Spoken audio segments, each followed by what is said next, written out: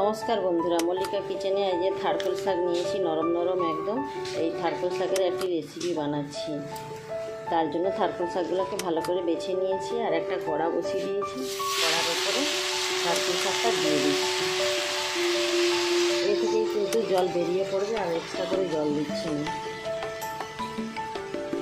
আর 5 কোয়া রসুন দিচ্ছি, 2টো লঙ্কা দিচ্ছি,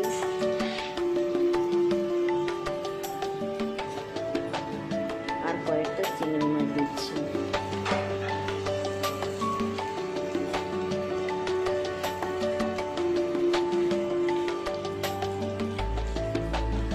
এবারে আমি একটা ঢাকনা চাপা দিয়ে দিচ্ছি। এবারে ঢাকনাটা খুলে দিচ্ছি।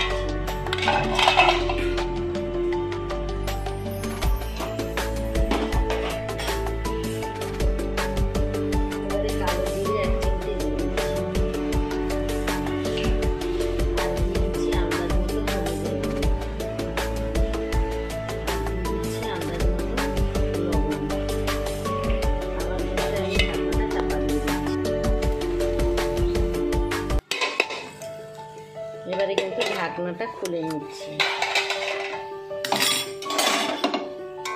সেদ্ধ তবে হয়ে গেছে, এবার আমি নামিয়ে নিচ্ছি।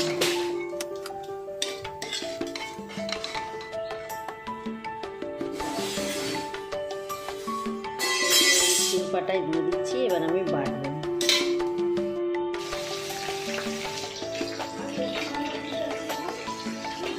তেলটা কিন্তু গরম হয়ে গেছে। এবার এই গরম তেলের উপরে থারকোলটাকে বাটাটা দিয়ে দিই।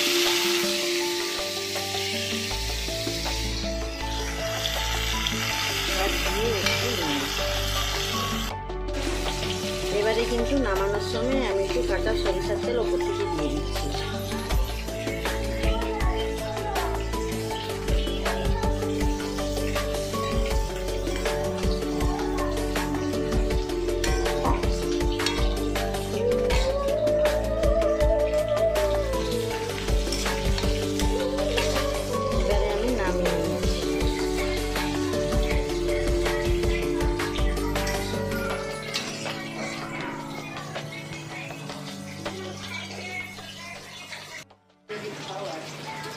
এবারে ওপর থেকে কিন্তু একটু কাঁচা সরিষার তেল দিয়ে দিলাম, আর একটা লঙ্কা রেখে দিচ্ছি।